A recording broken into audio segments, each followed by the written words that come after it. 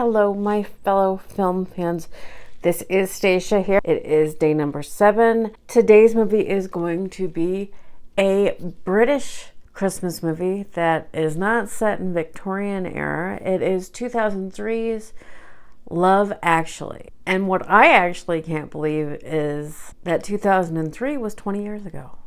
It seems insane that 2003 was 20 years ago. Love Actually was written and directed by Richard Curtis, who previous to this film was probably best known as the writer of 4 Weddings and a Funeral. And this movie stars a cavalcade of movie stars. Hugh Grant plays the Prime Minister. We have Liam Neeson as Daniel, Laura Linney as Sarah, Bill Nighy as Billy Mack, Colin Firth as Jamie, Emma Thompson as Karen, Martin Freeman as John, Chiwetel Ejiofor as Peter, Andrew Lincoln as Mark, Keira Knightly as Juliet, and Alan Rickman as Harry. And I could actually go on and on. There's actually several other people in this movie, but those are the main recognizable people in this movie to me. And of course, Hugh Grant and Richard Curtis previously worked together on 4 Weddings and a Funeral. And so the main premise of this movie is like 8 different couples and how their love stories kind of loosely intertwine with each other and how love can come in many different forms, all taking place around Christmas time in London. Now, this film is beloved by several people. Beloved. They watch it, they love it. It's become a movie classic. To me, this movie is okay. It just comes down to being okay. And I rewatched it again, and I'm charmed by certain parts of it and certain aspects. Other parts I am not charmed by at all. So the movie just turns out okay for me, a little charming, a lot of just okay.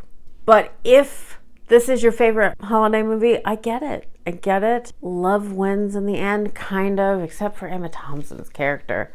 I don't like the way they left that, but anyway, it's just an okay movie for me. I don't watch it a lot. I don't stop and watch it when it's on TV. This is the first time I've probably seen it all the way through since it came out 20 years ago. But if it's your favorite holiday film, that is fine. Go on and let it be your favorite holiday film. It's just for the most part, not for me. I think the most famous part of this movie is, well, there's probably a couple. There's Hugh Grant as the Prime Minister, his dancing scene, and the one that involves Keira Knightly and Andrew Lincoln's character with the cards when he comes to the door and he says, and the cards say, "Tell him it's carolers," which Andrew Lincoln has come out and said that he actually finds that kind of creepy and stalkery what he did. His best friend, he has this unrequited love to a woman that he just married. His best friend just married, and he's gonna roll up in here and after they're married, like, basically tell her that he loves her, even though that he would never speak to her before, and she thought he hated her. I mean, let it go, man. Let it go.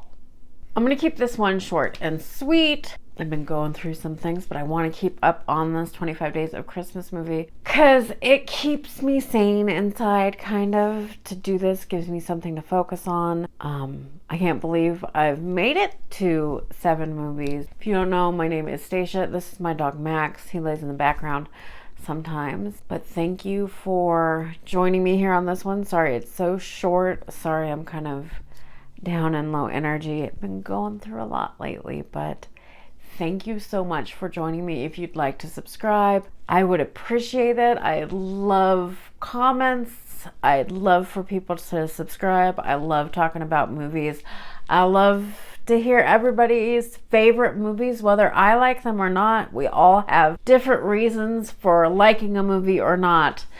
And I like to hear everybody's perspective. join me next time, and we'll see what the next Christmas movie is on my list. Okay, thank you so much. Love y'all.